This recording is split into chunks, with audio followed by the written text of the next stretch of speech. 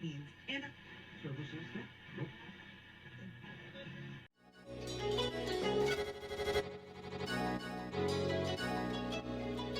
let's go. He wants to jump 1,000 cars. Sir, you have 1,000 cars. I don't think I'd attempt to try this stunt. Or we owe this horsepower to Uncle Sam. Too many Car. Roses would be... Like I put my beer belly on it.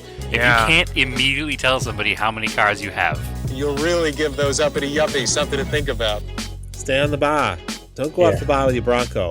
1980 Volvo horns. What's right? I want a man's coolant.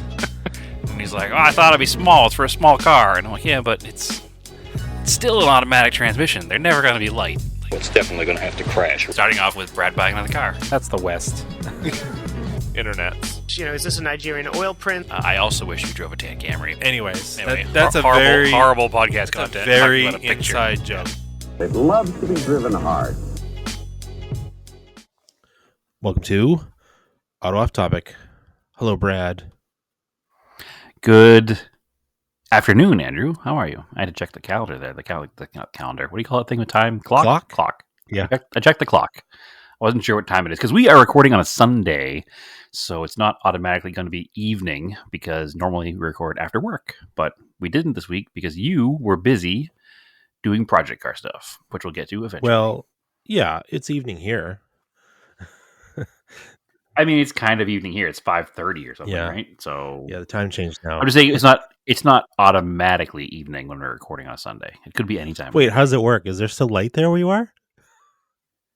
Yeah, we keep it from you. We steal it. Ah. Actually, that's how the time works. Yeah. It just goes that way. Well, listen, the West is full of cops and sheriffs and bad guys. And the bad guys steal the sun from you guys every day, and the sheriffs on horseback win it back for you for tomorrow morning. Okay. Sure. That's how it works. That's what we've told children before because they believe it. Okay. And it's funny. And then we correct them, obviously, because we don't want them to grow up as idiots. So, Well, anyway, yes, it is still daylight here. I was just out back in the garage watching the NASCAR race because I have TV in the garage now, TV which has in it. cable. Pretty amazing. And there was somebody else who is currently staying at our house who was big into basketball, who was watching March Madness on our living room TV. So I was like, you know what? This is a perfect reason to go watch the race in the garage. So I did. I sat on one of the Recaro LSs that I have to restore and comfortably sat there and watched the race in the garage while sipping a garage seltzer.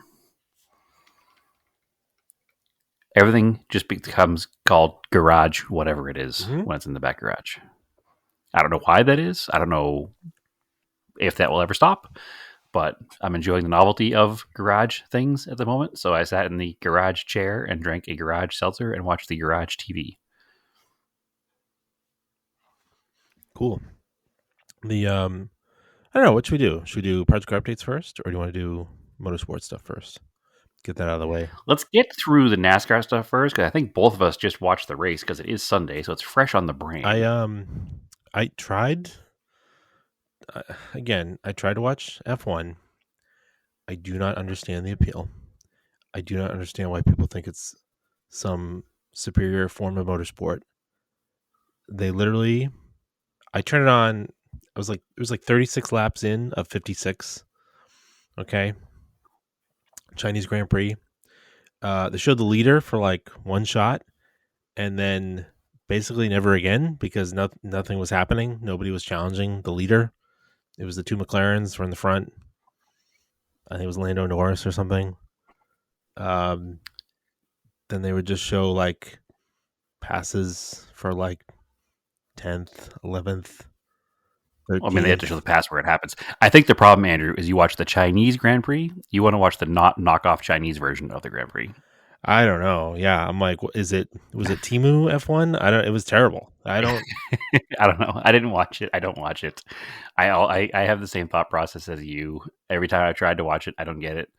I will say that if you want to get into F1 and you want to watch everything and be totally fully engaged in it, I think it probably makes more sense. I did watch, I don't know, I don't what was think it, so. a year ago or so? Well, it was a year ago or so. I was in Ohio with our friend and former guest, Bradley, and I watched qualifying with him. And the qualifying was super fun to watch because the cars go out on like full on 10/10 attack. Okay, sure. And you watch the reactions of the other teams as they get beat or they don't get beat. And that was cool to So watch. that's time attack. That's totally different. 100%. That was super cool to watch. But then we watched the IRS race and I was just like, I don't get it. I don't get it either. They're like not nearly as exciting. they're like in 10 seconds, this person's going to overtake them because they're just looking at numbers and stats. It's like, okay.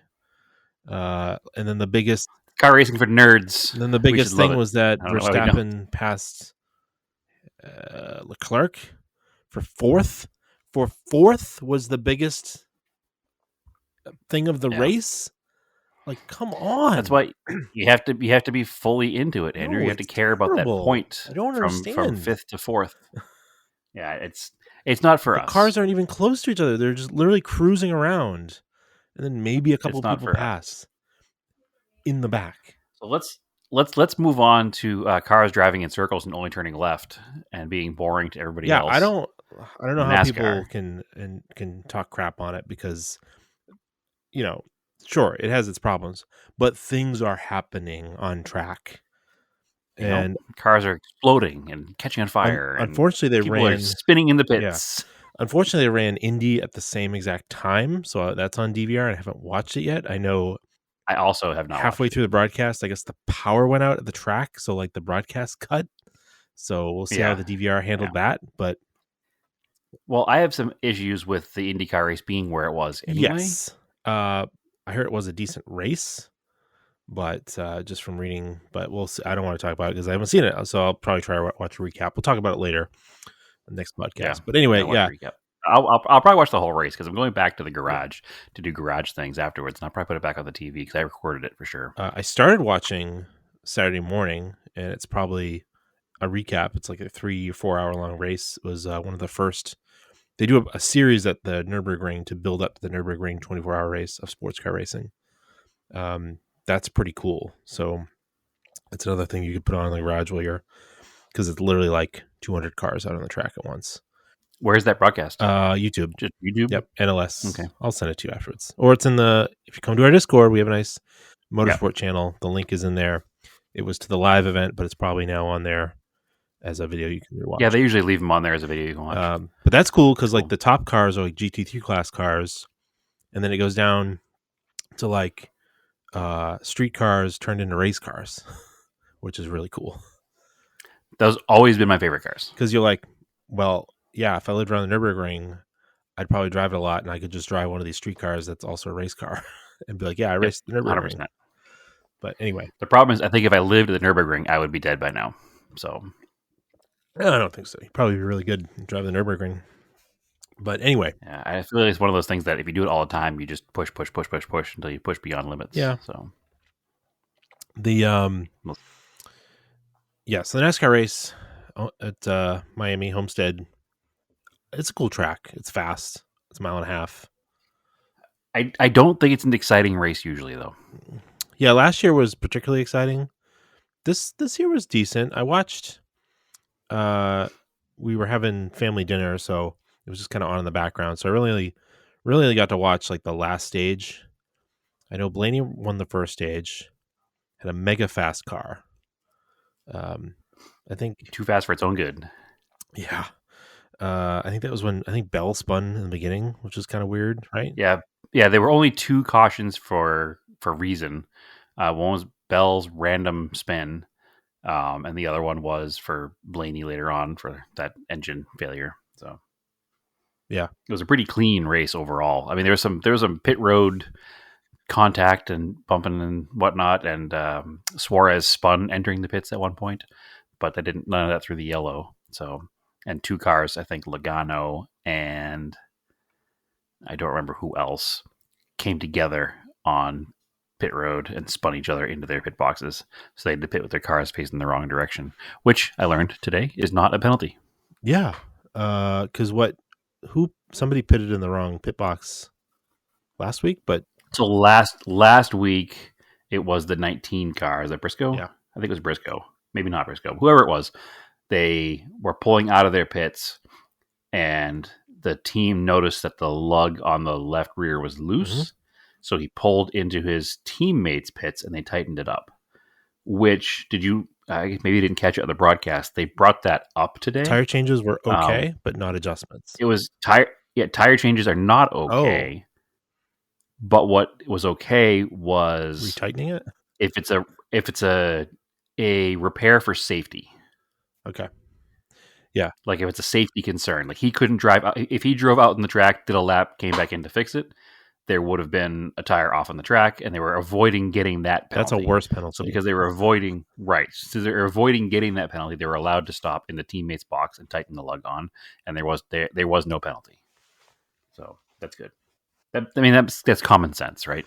And today's was the two cars spun into their pit box, and they were facing the wrong direction, but they were in their own pit box. And NASCAR was like, nope, that's cool. They're in their own pit box. It'll be more dangerous to try to turn the cars around during pit road action, obviously. So, yeah, it's just going to ruin your pit stop. Your pit stop's ruined anyway. So it was a 35 second pit stop for both cars. So, yeah, because you got to wait now penalty enough for everybody to clear pit lane, and then you can flip it around. Yep. Yeah. By the time they were set up in their pits, the pit lane was pretty clear anyway. But yeah, it was again, it's common sense. Like most penalties have common sense behind them. Like there's a reason you can do something or can't do something. So, but yeah, it was a fun race. So after the last Homestead race, I was really hoping for Reddick to come out real strong, but no such luck for him. He was fast, but not so that was fast.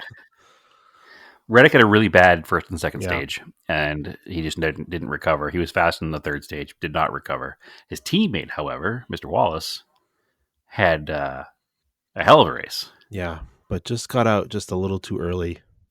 It's like, you know, when you see like somebody running pretty strong and there's like 50, 60 laps to go, you're like, I don't know. Yeah, they're not going to win. Yeah, it's unusual for them to win. You got to be leading in the last 30 to 10 laps. I have to wonder, because every time they were talking about Larson and they were talking about long run versus short run, sandbagging, and that Larson's car is not that he's sandbagging, but his car comes to him as the run goes on. Like maybe there's something he has in his repertoire and what he knows where sets up when he does set up, he sets it up so that the car is looser with fresh tires or tighter with fresh tires or whatever. And as those tires, I guess for lack of a better word, season in, the car gets faster than everybody else. It seems to be how, yeah, that's probably a better word. Listen, I'm hungry, apparently, Andrew. As the race goes on, the car comes to itself, whereas other cars are falling off. And maybe Bubba's setup was better. It was definitely better for the short run because he was super fast. He had the fastest car on the track by multiple miles per hour at times. Blaney did. And it was like, all right, Yeah. Blaney's definitely going to go to the front of this race. It was around 50, 40 laps to go. I think it was 50 and the to thing go. Just blew up, like no warning. To the moon. Yeah. We've talked about this because last year there was one or two cars, like I think Reddick's car blew up at one point. It's like super unusual to see mass cars blow up. Well, this was the second one this year, and last time it was also Blaney. Yeah. So one of his engine builders was absent on one important day of school, I think. I'm not sure what it was yet, but we'll have to figure it out. What did you say his car looked like? It looked like the Hellman's mayonnaise car. Yeah, it was Dent Wizard, but yeah, I guess so. Yeah. I kind of see that. Yeah. It definitely Google looked a like picture of the Hellman's mayonnaise race car, and it's the exact same livery, just instead of saying Dent Wizard, it says Hellman's mayonnaise. Yeah, well, it definitely had mayonnaise coming out of the pipes. Like, 100%. Yeah. That was a good setup, Andrew. I appreciate that. I didn't know where you were going with that, but I appreciate that. Yeah, it was a mess. Yeah, it was cool. The in-car was neat because a lot of times you'll watch a car blow up and they'll show the in-car camera and it'll be like a catastrophic sound. Nope. And this one here was just kind of like, bleh. Yeah. Nothing. Just there was nothing. Just no hiccup, no bang, no nothing. Just the car just shut off. And obviously it was catastrophic because the amount of fluid that was on the ground around the car was every fluid that belongs inside the engine, radiator, and coolers of all sorts, just all on the ground. So there must be a massive hole in the side of that motor somewhere. Yeah. So for it to blow up quietly was odd. And then it was on fire for what I consider to be way too long in the pits. Yeah, I mean, there's tire rubber in there, carbon. That stuff was just burning. So, yeah, that was a bummer. But yeah, you know, our least favorite fast driver, Larson, ended up winning. Because towards the end, well, first of all, I get a little ahead of ourselves here. Bowman passed Wallace, which those two cars looked rad on the track, like they matched the track. Yep, perfectly. Bowman looked, which I'm sure is on purpose. But he just couldn't. He couldn't ride the wall like Larson does, and lost some speed. And Larson capitalized on it, and then, man, he just rides inches from that wall.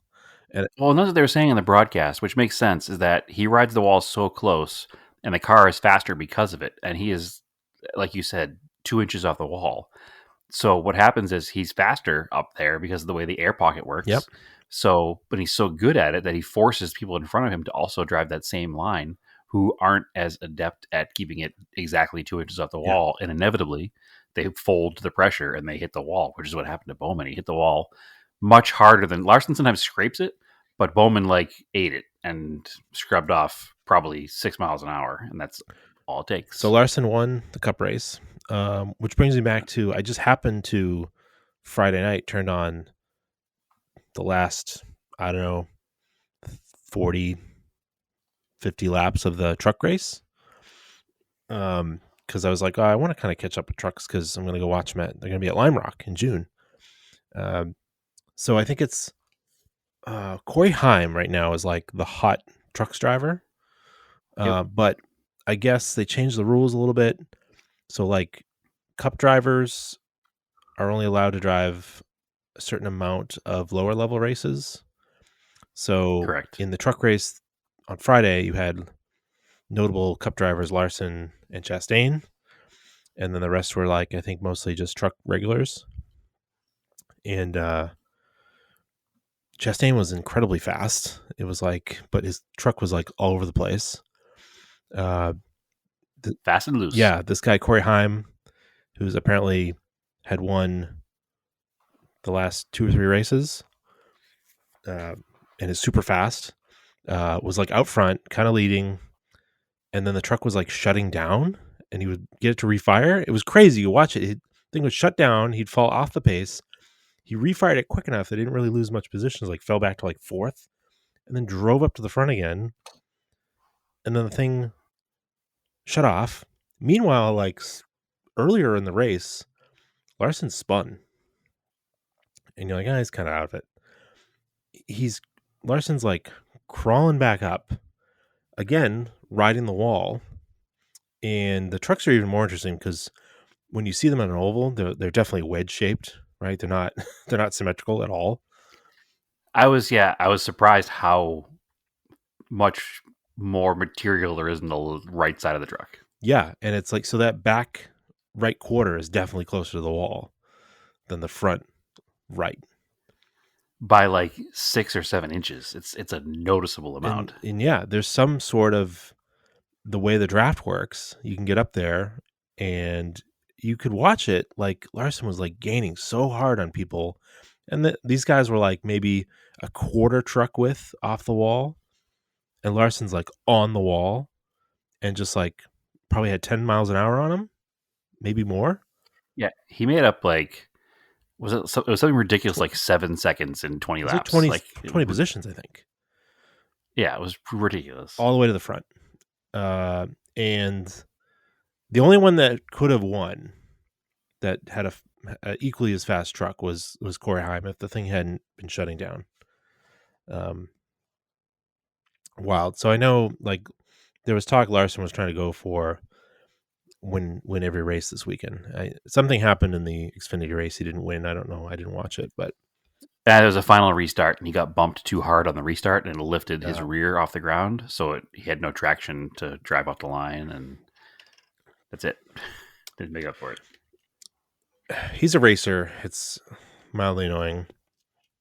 He's not a great person off the track, but you can't take away his skill. He has skill, and skill plus driving for Hendrick Motorcars, which is one of the more legacy money spending teams. He has the best equipment, and he's the faster driver, and that combination is deadly. Yeah. So I said this to someone online. At least like Austin Dillon sucks on and off the track. Right. Like someone that's just all the tie too. Yeah. Like they're both just terrible. But Larson, whatever you will say about Larson, he's not a Dillon. He's not a nepotism driver, right? And he won't there because he doesn't race dirty either. As a general rule, he doesn't race dirty. He will not back down if pushed, but he's not dirty for sure. He did do Hamlin a favor today, but that probably would have collected him and Hamlin. So, yeah, no question. They both went out of it. But Wallace finished third, so yeah, he's had an excellent year for stage 1 and stage 2, but he's had horrible luck in stage 3. So he's gonna win. This was inevitable to happen. He's got to win something this year. Absolutely going to. His car has been out front so much. He just had some real nasty luck in stage 3 of the last few. And I was I was flipping through Instagram the other day, and I follow Bubba Wallace's page, and I was surprised but happy. I didn't know I could be more of a fan of the guy because I like him on and off the track. But also, it turns out he was posting music to his Instagram feed, and he was pushing a new album that he was listening to and saying it was amazing. And it was from the band Sleep Token. And I was like, oh, he also likes progressive metal? This guy's cool. So, cool guy. So I want to see him win, for sure. I'm just going to stop wearing Trackhouse shirts on Sundays. They had a horrible day. Yeah, it was not a good day for Trackhouse. But anyway. Yeah, it was a good race. Not the most exciting race. More exciting than F1. But overall, a good race. A lot of good strategy stuff. They were talking about different pit strategies, splitting the stage in half versus running along the beginning or end of the stage. And then it didn't much matter in the last stage because there was a wreck that everybody just pitted on. So I still would like to see some more tracks with multiple tire choices. I think that mixes up the field a little bit more. But overall, I am not disappointed with anything except for who won the race this weekend. It was good. Yeah. Good time overall. I bet this race would have been different with 2 tire choices. Hugely different, for sure. Yeah. There's also WRC Kenya. I'll have to watch some recaps of that. I just saw pictures of it. There's some insane stage jump like on day 1. Oh, the cars almost landed in a tree. Yeah. It's pretty cool. Yeah. I think that was beginning of day 2, I think, wasn't it? Something like that. Yeah. I watched stage 1 and stage 2 recaps. It's probably my own failings in my head, but I have a hard time remembering which drivers are in which cars because there's like 3 identical cars for each team. Yeah. There's a lot of teams. And it's hard for me and there's no difference. Like in NASCAR, you have, Trackhouse or 2311, and all 3 cars have different sponsors and different logos and different paint schemes, but all 3 of the WRC cars are the same livery. So I have a hard time following it. It's fun to watch no matter what, because they're rally cars going nuts in the mud in Kenya. So, but yeah, I have a hard time following it and keeping up with what's going on or remembering what I saw. But that's just me. I'm sure if I spent some more time getting back into it, I could probably get there, but it's definitely also better than F1. Yeah. So. All right. But so is watching paint dry. Yeah. So. Project car updates. Why don't you start? Because I know you have a big one. Yeah. So we're talking about the engine block came back from the machine shop for the Volvo. Coming up on the 1 year anniversary of that car, right? Looked at it on Easter for me. It was And actually Easter Sunday. Yep. and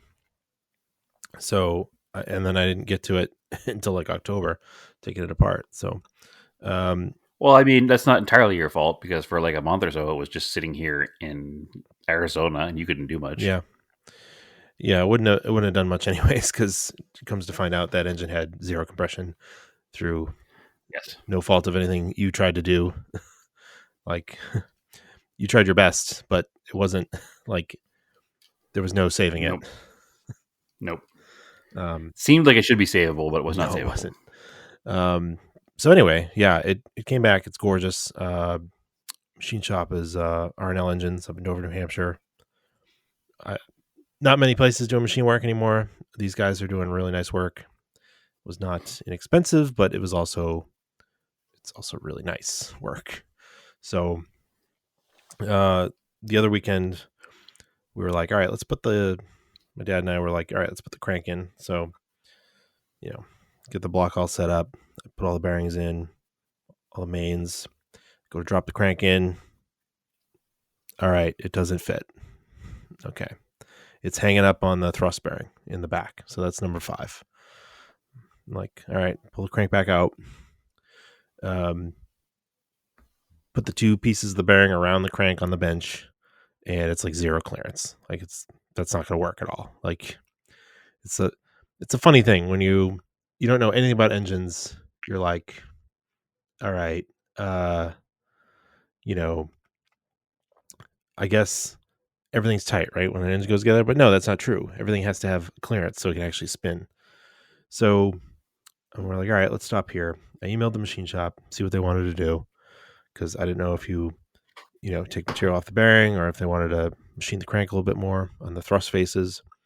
He ended up calling me back, and he's like, this is just easier to explain via phone. He's like, why don't you bring the bearing up here? I'll throw it in the CNC. You take a little bit of material off. Like, old school way of doing it is if you put it on a piece of flat material and you could actually sand take like 400 grit sandpaper and like sand off some of the material. He's like, that's not great. It starts to go sideways. We'll put it in the CNC. It'll be perfect. So my dad's retired. Sent him up there on a mission. They did it while he waited. Just took a few thousandths off the bearing.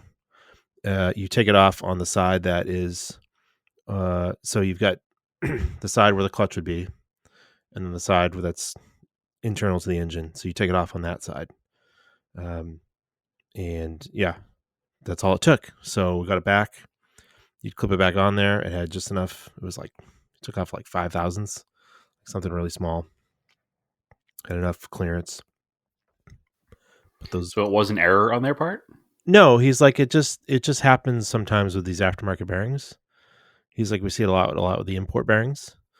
Because the crank was ground 10 thousandths. So then you buy oversized bearings to make up for that. But I think what happens is probably the way they make these bearings. They're oversized in all directions. So not only was it oversized on the main bearing face in the back, it was oversized on the thrust face. And interesting. That'd be very frustrating if you were trying to do everything yourself and didn't have this shop already on the hook there. Like, well, I couldn't have ground a crank myself. That's not possible. You cannot do that. Right.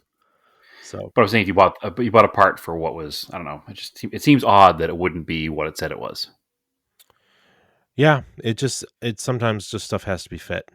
It's like when you get rings, you have to fit them, even though they're the right size for the pistons. They still have to be fit. So, yeah, once that was all set up, we put the crank in, torque down the mains. It's great. It spins the way it should. We also checked the oil clearances with some plastic gauge, just confirm that it's perfect. It's right on the money. So, next step was, we've been doing this a couple of days in between things. We come back to it. we got to put I already put the pistons on the connecting rods. Those were easy. They just snap in on the pins. They're not press press fit ones or anything. So now we need to fit the rings. So you do that, even though the pistons are 30 thousandths over, and the rings are 30 thousandths rings. You still need to fit the little gap clearance for the rings.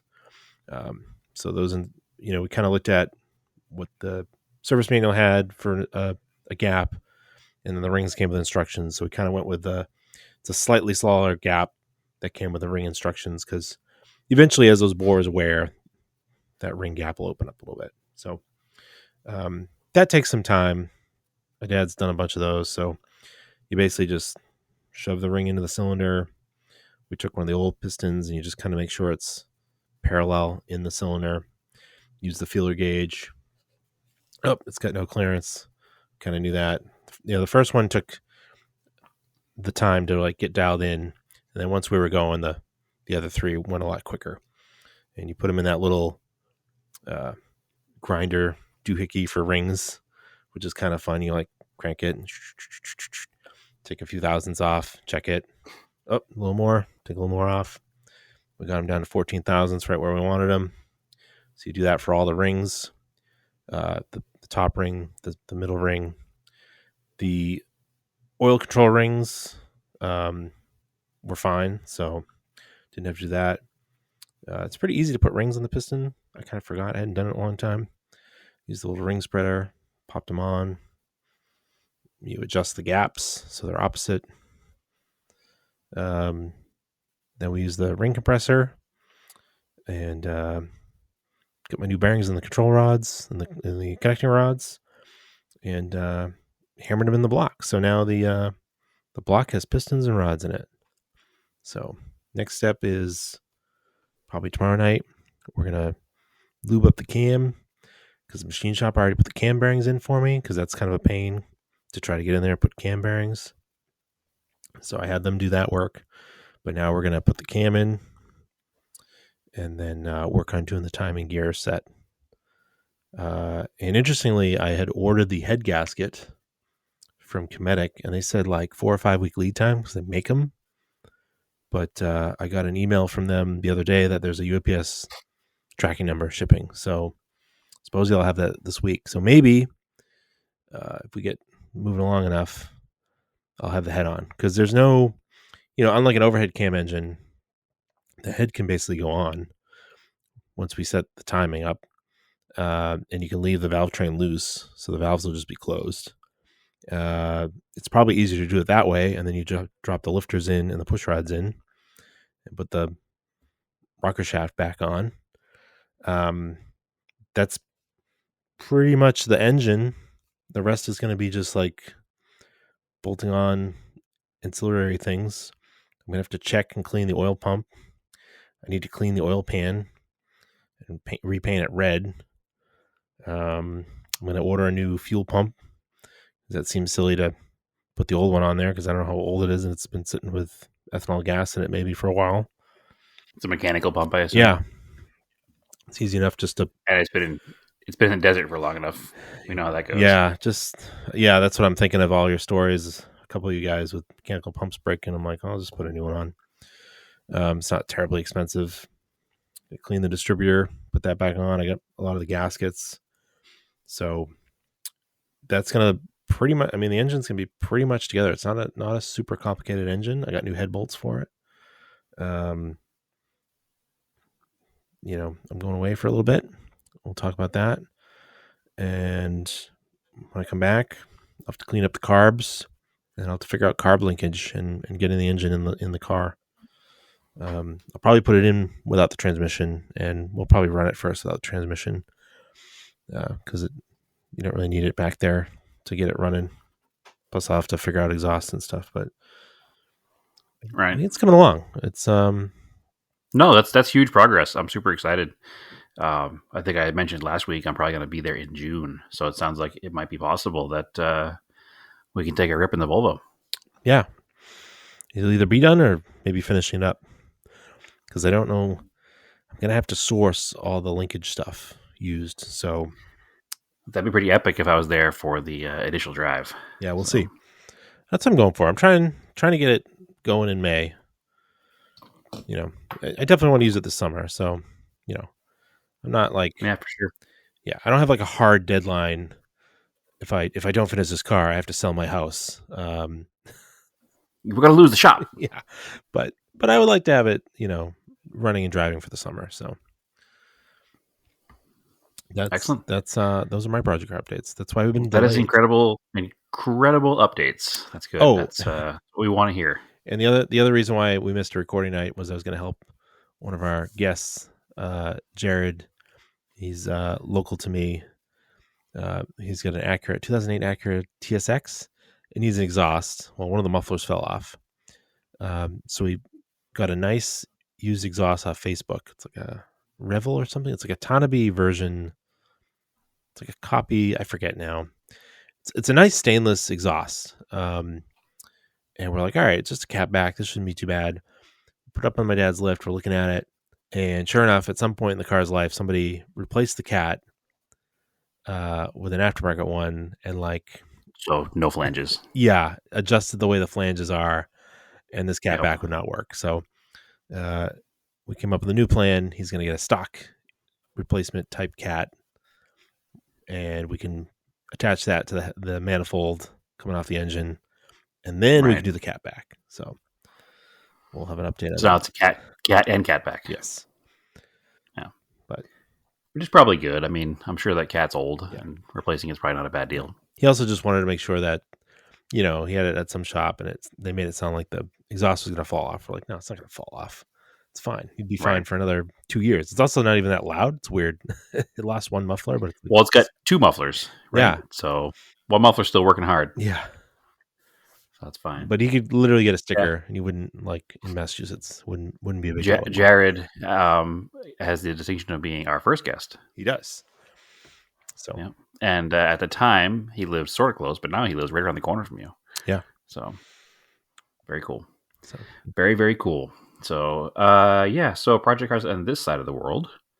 Let me start with the bonus project car. I got a call yesterday. I was up in Prescott yesterday morning, which is not close to Phoenix. It's about an hour and a half. And I get a phone call. I missed the phone call. I didn't see the phone call. And I get a text message. Please call me. I need your help. And I'm like, well, I'm in Prescott. I don't have service. So unfortunately, I can't call you back right now. So then he calls again immediately. And I just had enough service. And I was like, hey, what's going on? He goes, so I'm working on a car, and I need your help. I was like, okay. He goes, I put a battery in the car, and I put the positive cable on, and I put the negative cable on, and it arced. And I was like, okay. Sometimes they'll do that. Like, you get a little close to the thing and it arcs a little bit. No big deal. He's like, and then it started smoking from the middle of the engine. I was like, okay, so that's not good. What was smoking? First of all, did you unplug the cable again? Yeah, I took it right off. Okay. What was smoking? He's like, I don't know. It's a wire. I was like, okay. First question, is the battery backwards? No, definitely not.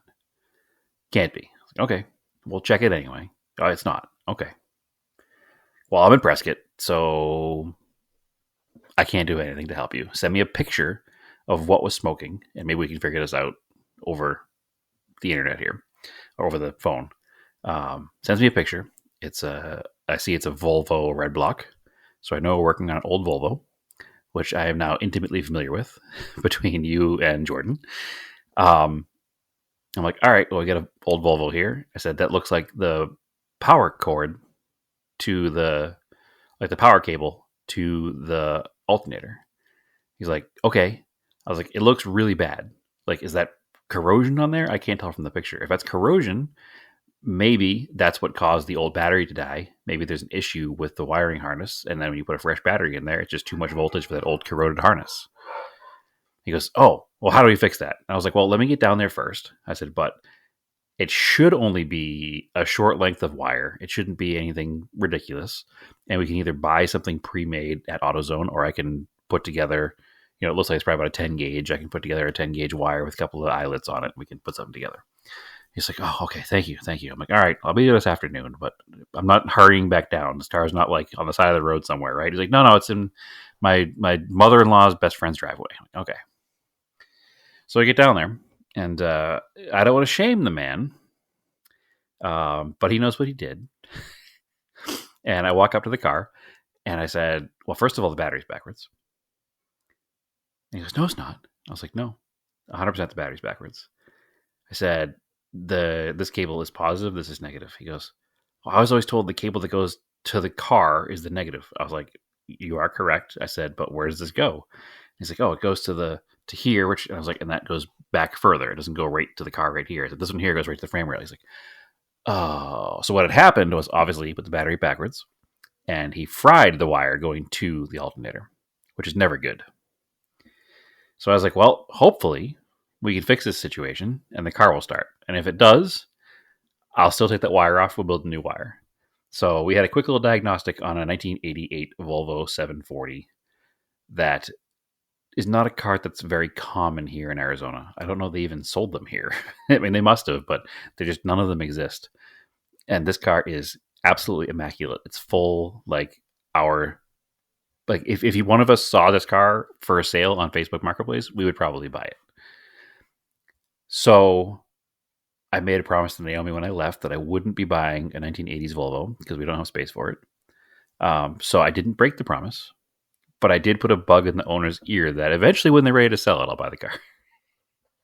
And she said, no, I'll be buried in this thing.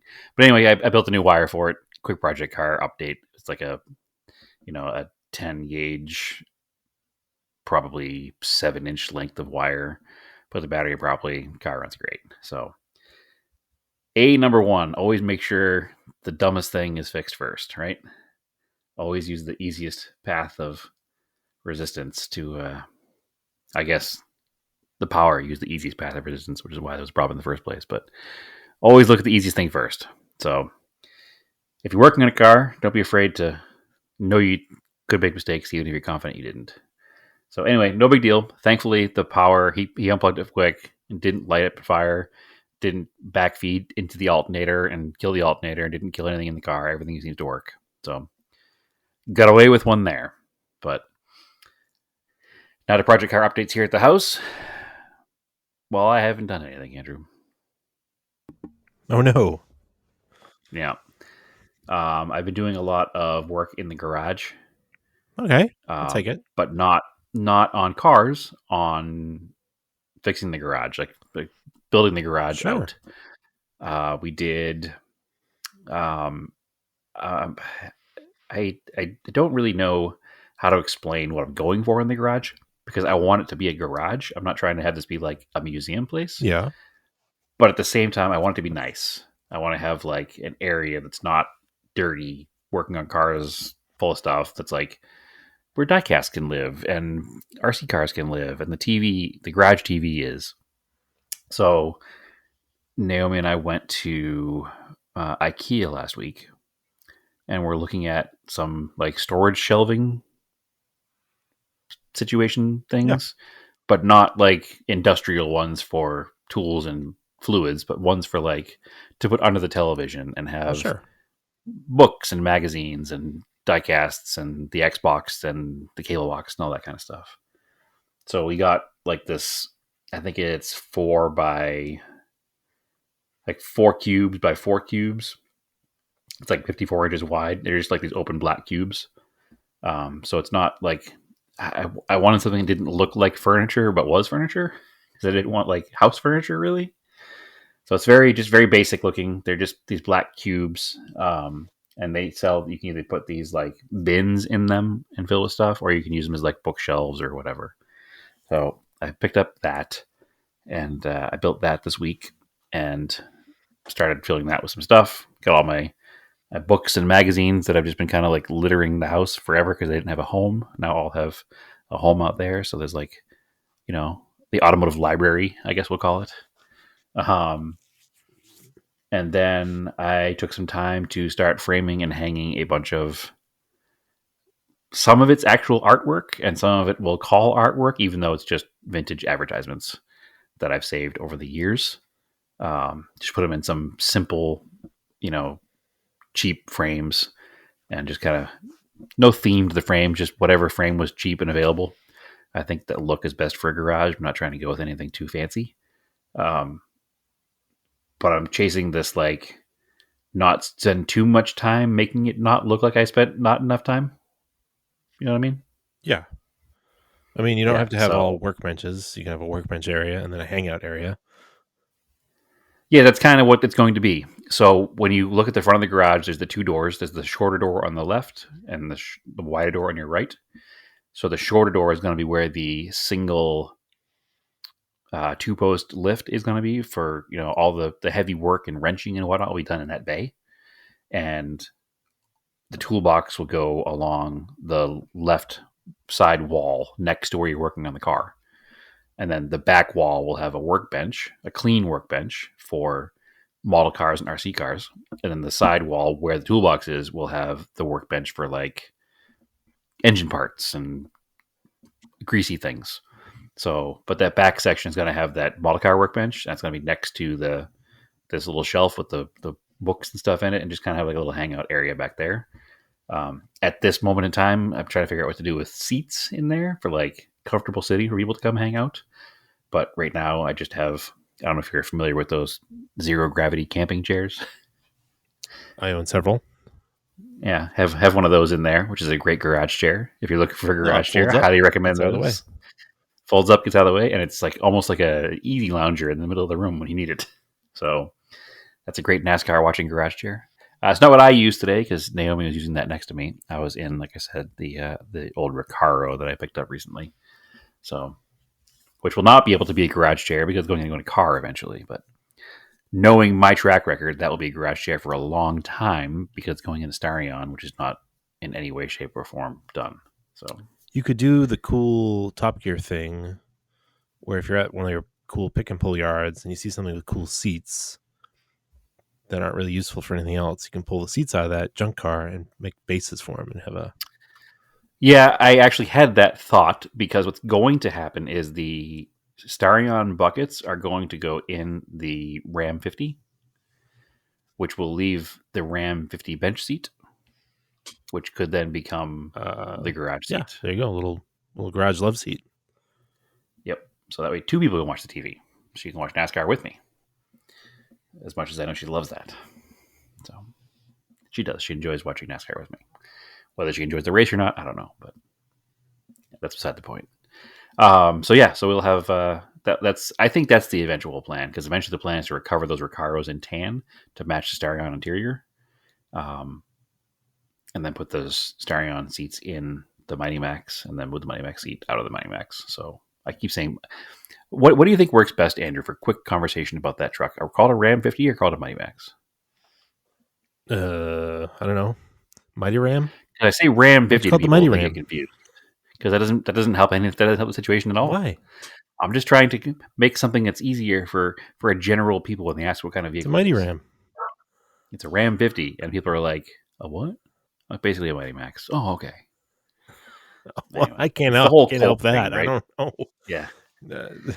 I'm sorry. I'm sorry that people don't know the obscure car that you're driving, Brad. It's a horrible life choices I've made, Andrew. Can't help it. What can I say? But anyway, yeah, so I haven't done a lot of car projects. I've only done garage projects. I'm feeling good about the garage, though. The more things that I get in there, the more decorated things become, the more it feels like a completed space, the more it feels like a cool place to hang out, not just storage. And that's really, really nice. Now, for project car stuff that I can talk about, even though it's not my project car, we are working heavily on the Mustang. Good. So I hesitate to say this is my project because it's not. This is, Naomi's project. You could listen to old episodes and get the whole backstory on the car, but it's the 68 Mustang she came home from the hospital in. And what I'm trying to do is be there for additional hands or help when needed, and maybe some guidance when requested or needed, but I'm trying to be a little bit hands off. I don't want to take away her joy of working on the project, and this is Sink or swim. You yeah. dodge a wanna wrench, get- you can fix a Mustang. it's not even like that. You wanna get, like a little philosophical here. Like I think back to me working on cars with somebody who knows more about that particular project than I do. So we'll use in this example somebody that we all know, you and me. And if I'm working on a car with you, and this is no detriment to you, this is just the example in the story I'm using. If I'm working on a car with you, you are a more experienced wrench than I am. And you have a tendency to get in there and do the thing instead of watching somebody else figure out how to do the thing. It now, No, as I've gotten older, though, it now depends on the mood I'm in. If I'm in a teaching mood, then I will teach people. But yes, okay. I used to. Well, I used to just take over and do it, but now 100% you did, yes. And that's the Andrew that I'm used to. So I'm now in that role where I've taken apart tons of cars, front suspension pieces, right? And I'm watching her do it and trying not to be like, don't do it this way, do it that way, because I also know that she's not going to respond positively to that because she wants to figure it out on her own. Now, we've been together now for what, like 7 years plus? So I've learned, we've learned how each other works. And one of those ways is let the other person do their thing because we're both stubborn and we're both big jerks when it comes to being stubborn. So I'm waiting to be asked for help and waiting to be asked for advice. And that's been difficult. But I think you'll have to ask her. I guess we'll have her on to discuss how I'm doing later on. But I think I'm doing pretty good with that. And I think I'm really kind of getting my the right amount of help, basically. I don't want to be able to say like I had no hand in this project because obviously I do have a hand in the project, but I want her to be able to say that she restored the car herself and that's her car and that's where it's at. well, this is welcome to parenting. This is you got to let them do It's stuff a little bit, Sure. and It's not parenting though because we're both adults. right. But you're teaching, and you And don't want to. You can let them figure it out, and then what I'm saying, Andrew, is it doesn't fit my personality. It's very difficult. Please pat me on the back. That's what I'm saying. yeah, to a point where if you see somebody making a bad mistake, just like hold on, can I just? Oh, And that's where you're like, 100%. can I just show you one way to do this? And 100%. And that's what I'm not. That's what I say. Parenting makes it almost sound like pandering to not pandering, but like it's demoralizing. So I'm not parenting. It's not parenting. It's me learning to It's not not 80s be parenting. pushy. I'm talking about modern parenting. Right. Yeah. It's not 80s parenting where you just tell the kid to go away. No. So and that's exactly what's happening. Is if I see something that I think is going to be a big mistake, obviously I would say something like we were working on the suspension and she jacked the car up, and she didn't do anything wrong. It was just, and then as she was moving the bolt, I saw the car was like rocking because as she jacked the control arm up, she actually lifted the body of the car off the jack stand, which is something that, like, having worked on cars for many, many years, I know to look out for. And her being this her first restoration project, she's got to look out for us. It's like, hey, we should probably be careful because the car's not stable. So anyway, it's just, I am basically saying that I'm proud of myself and please pat me on the back, Andrew. That's all. It's Well, working. It's happening. Good. Things are happening. You're doing good. The entire front suspension is 100% out of the car. As we speak right now, she's outside taking the steering box off the frame rail. And that was when I last left her. So I'm sure it's probably done by now. Hopefully not crushed in the car. Jesus Christ, Andrew. Don't even say that. No, it's not going to be crushed into the car. Plus, there are 2 sets of jack stands and the front tires under the frame rails. So even if the car does fall, it has a lot of hard things to go through before it lands on soft people. That's my favorite tip to people working in their driveway. Take the wheel off. When you've taken the wheel off, just throw it under the frame rail of the car. Yep. Or the pinch weld. And yep. Sure, you'll ruin the wheel and tire, but it'll keep the car You'll be off alive of to you. buy another one. Yeah, you'll be alive to work for a Yeah. week to earn the money to buy another one. Yeah, it's not a Yeah, worry it'll give you a at little bit all. of space if the car fell. Yep. Yeah. So that's the car is set up that way. There's a jack stand at where the frame rail goes underneath the firewall. That's where the main jack stands are on both sides. Behind that, there's two more jack stands that are not extended up all the way. They're just there to like catch the car. And then behind that are tires. So there's plenty of extra stability back there. Especially because we also have current living situation has 5 dogs in my house. And I would hate for a dog to run around to the car and hit jack stands and knock things around, and have a car crush a dog would also be like worst nightmare. So I made sure that everything is very steady back there. I'm not comfortable with cars on jack stands. I never have been. So I'm always extra with them. So I'm sure you remember me jacking cars up like 5 or 6 times before I will go underneath it, because I'm always frustrated with that. I just don't want to die, Andrew. I don't know what it is. Something about death doesn't sound appealing. Usually. Sometimes, when you're working on the car, the sweet release of death might be okay. But Maybe. when you're prepping to work on the car, you want to finish the job and not die. So I haven't... I'm extra careful with that. That being said, she's out there doing that right now. All the front suspension is off. The plan has been hatched of what we're doing with front suspension parts. Do you know what it would cost for you to replace Andrew, if you will? 2 lower control arms, tension rods, shock absorbers, shock absorber mounts, all of the steering equipment. So pitman arm, idler arm, center link, tie rods, inner and outer, both sides, and do a front disc brake conversion from drums on a 68 Mustang. Parts cost, obviously.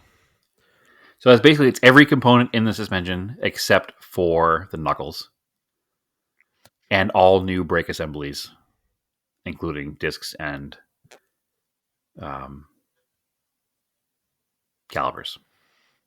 I don't know, $1,200.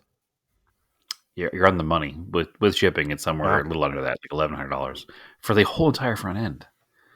Like, it's amazing how much stuff is available for these cars. So we were going back and forth about, how do we save this? Can we, get the sandblasted and we'll paint it? It's like, no, we're just going to replace everything. Like, it would take more time and money, and almost as much money, to restore the parts we have than it would to just buy brand new ones. You can sell the old stuff if you really wanted to, I guess. I'm sure we could, but I don't know who's going to buy it because it's old. Like, it's all mismatched. The right front of the car was actually a nightmare to take apart, because at some point it looks like it was driven into something very hard, like a rock or a parking pole or something. The right front tension rod was actually bent. The pocket that it goes into was all twisted and impossible to remove things from. And that particular side was adjusted like 3 inches beyond the other side to compensate for the bends. So it's just best, I think, just to get rid of it all.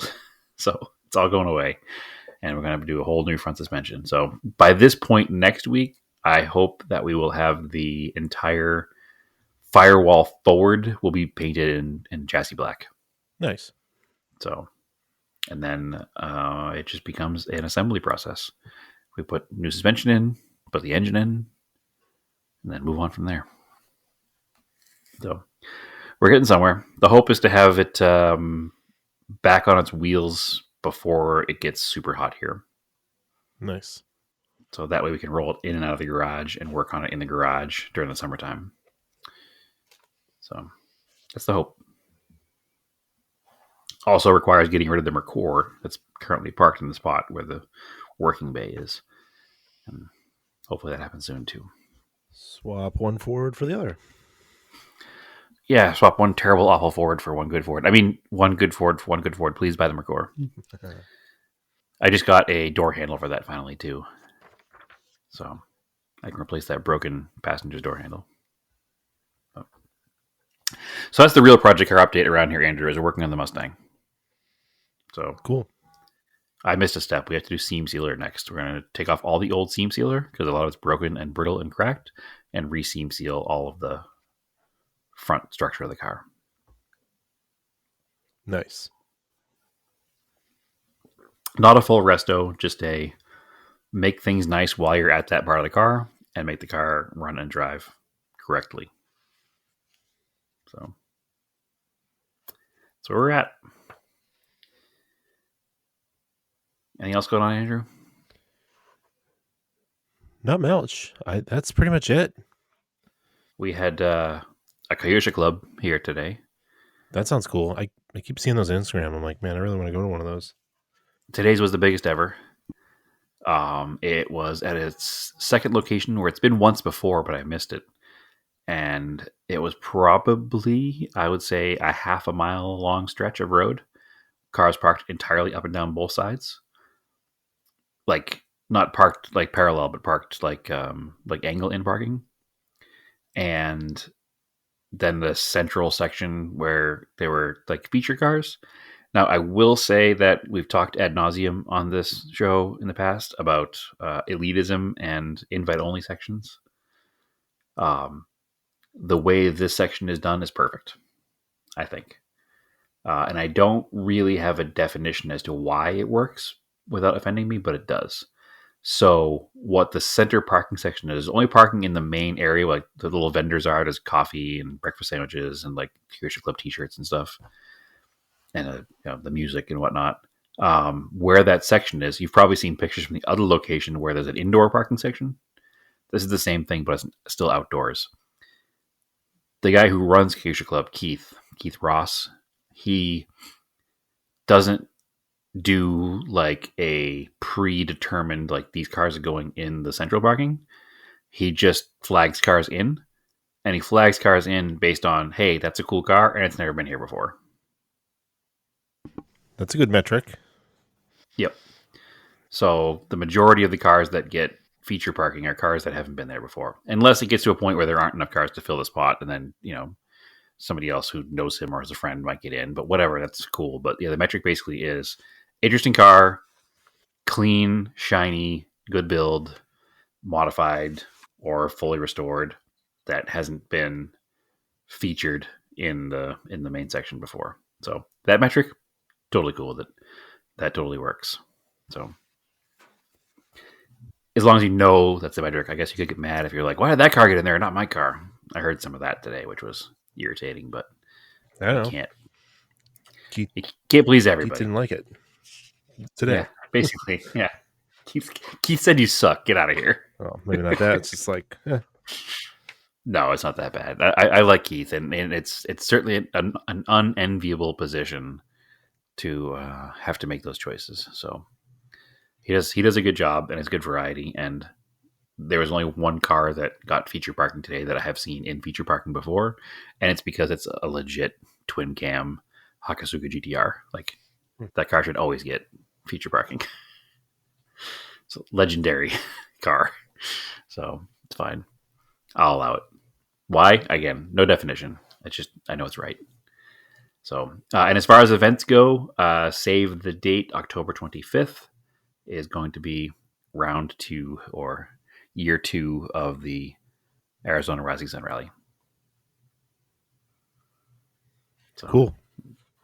Glutton for punishment. We're doing it again. Run it back. It'll be the same basic deal as last year. There'll be a t-shirt, probably a lunch, probably a dinner, and all your planning for the day. I'm sure there'll be stickers and sponsors and all the same stuff as last year, just new stuff this year. And it's all the planning is starting this morning at Kyosha Club. So it's all coming together, but the date's going to be the 25th. So keep that date in your head if you're local to Phoenix, or if you want to come to Phoenix to run the event.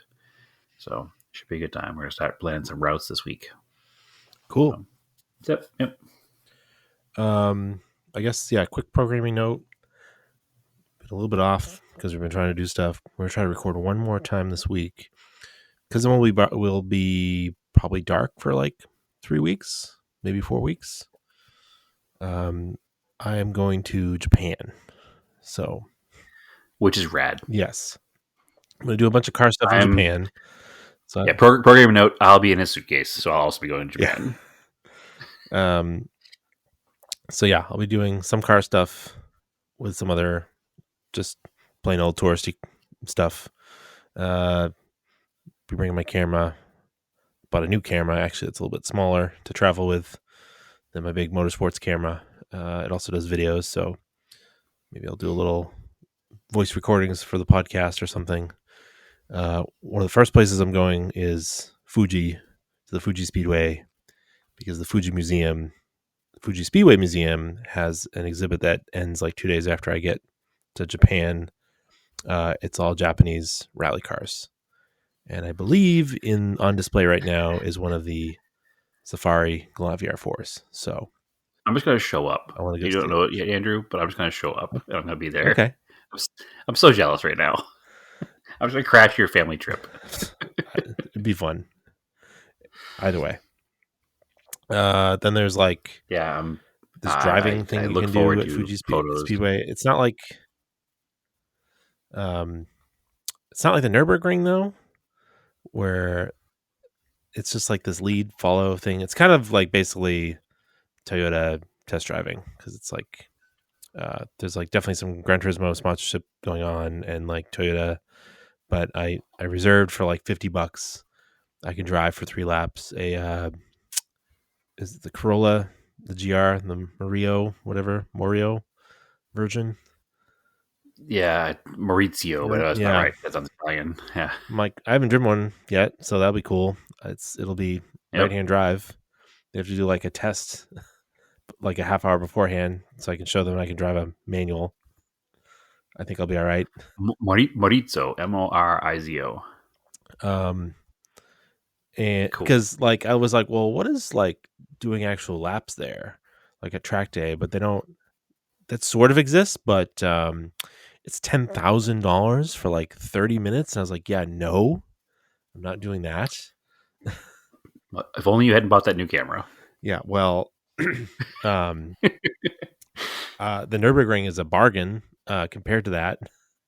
So yeah, it's not even close to that. So it's way more than 30 minutes. Yeah, so I'll do the maybe it's not 30 minutes, but it was some outrageously low amount of time for some insanely expensive. It was when you get into the million yen, you're like, what is that conversion? And you're like, oh, that's tens of thousands of dollars. So do I get to keep the car? Yeah, because it's a lot of money. Yeah, I'll just do I'll drive around the track. I'll do some lead follow laps. That's fine. And then just to say you drove Fuji Speedway, regardless of how fast you drove, it is amazing. There's also a thing, apparently, if you like book a massage, so Stephanie gets to take a massage, and then we get to test drive some special edition GR86 that they only made like 100 of. It's like the Nürburgring edition. This seems like a timeshare scam. No, it's just like you get a 4-hour drive. You can just drive it around the roads around the Fuji area. Just take it for a test drive. Goddamn. Okay. I'll do that. It's like, it's just funny. It's not just like a way to bookend it. It's some edition that was tested and developed at the Nürburgring, but I could drive it at the Fuji Speedway area. So it's like, sure. I haven't driven one of those before either. Andrew gets to the airport. Why is my 50-pound luggage 239 pounds? Oops, I don't know. Yeah, I'm gonna smuggle you back into Japan using that Carlos. The Carlos Ghosn thing. Yeah, bring me in a tuba case or whatever it was. Exactly. I'm in, regardless. So cool. Yeah, so cool. And then I'm definitely gonna go to Toyota Museum. Several hobby shops I'm going to go to. And yeah, just eat a lot of ramen and several hobby shops. So it's a good thing you didn't spend that 10 grand on the drive, because now you have 10 grand to spend at hobby shops. That's how it works, right? I mean, it's not going to be 10 grand, but it's going to be some amount of dollars will be spent. Yes. Because apparently you show them your US passport, you don't pay taxes on stuff. So, and the yen is very weak still. So The conversion is in Yeah, your you'd be favor. able to get some pretty good deals for sure on some stuff. Yeah, I'm gonna. I don't know if I'll be able to fill a You're suitcase. gonna have to walk around with Facebook Messenger open to video, and then just point at things, and I'll say yes or no, and you put them in the thing, and I'll pay for shipping for a second box full of stuff. Yeah, So I'm probably totally gonna ship a DHL box home because DHL has good rates from Japan. And so rad. yeah, definitely. There's at least 2 RC cars I want to buy while I'm there, so because it'll be cheaper. Yeah, and get a second DHL box because there's 2 or 3 that I need to buy as well. So hook me up, Andrew. Hey, we'll see. This is honestly, this is so cool. This is a bucket list trip for me. I'm glad you're getting to do it. I truly am. I'm not jealousy is not the right word. Like I'm happy that you're getting to do it. I mean, once I know how, I'm sure I'll want to go again. And then when you go the second time, I am 100% going with you for sure. But yeah, I'm not gonna crash your family trip this time. I've done that enough. So you'd be welcome anyways. It's fun. I'm sure, but yeah, next time for sure. So if I hadn't just built a garage and had $0.0 left, I'd maybe think about it. But it'll be interesting. My flight home is 12 hours, but I leave at like 6:30 on a Friday night, Tokyo, and I arrive in Boston 6:30 on Friday night. On the same night? Yeah. Rad. It's within like 20 minutes or something. So that means you're adding 12 hours to your life. Yeah, it's really fun. It's really gonna mess me up. I'm like, that's why we're coming in on a Friday, so I can have like 2 days to like try to recover. I bet 2 days won't be enough. But Monday morning, you'll wake up for work and you'll be like, today's work from home day. Yeah. We'll see. So cool. Yeah, I'm like I said, jealousy is not the right word. I'm super stoked you're going. I'm envious that you're going is probably a better word. I hope you have an amazing time and see all the cool car stuff. The museums are what I want to go for. Like, there's so much cool car culture there, but looking at these museums and seeing all these things that are in these museums, it's just all the cars we drove in Gran Turismo are at these museums. And that to me is absolutely amazing. So, yep. All right, cool. I have another friend leaving for Japan in October, so jealous twice. Envious twice. So, all right. Well, if you want to keep up to date with it, come join our Discord because I'm sure I'll be popping in there at weird hours and throwing up pictures of Japanese stuff. So yeah, come join our Discord. We are Auto Off Topic Podcast on Facebook, Auto Off Topic on Instagram and Threads. I am Erased and Anger on Instagram and Threads. I'm also over on Blue Sky hanging out. And Brad, where can I find you? Just still at Instagram, really occasionally on Threads, but not very often. At the same username at both, TSISS350. And of course, you can find us at Scale Autocast on Instagram as well, occasionally. Yeah, I've been working on that element, so there's some pictures of that up there. All right, cool. As always, keep cars analog and aim for the roses.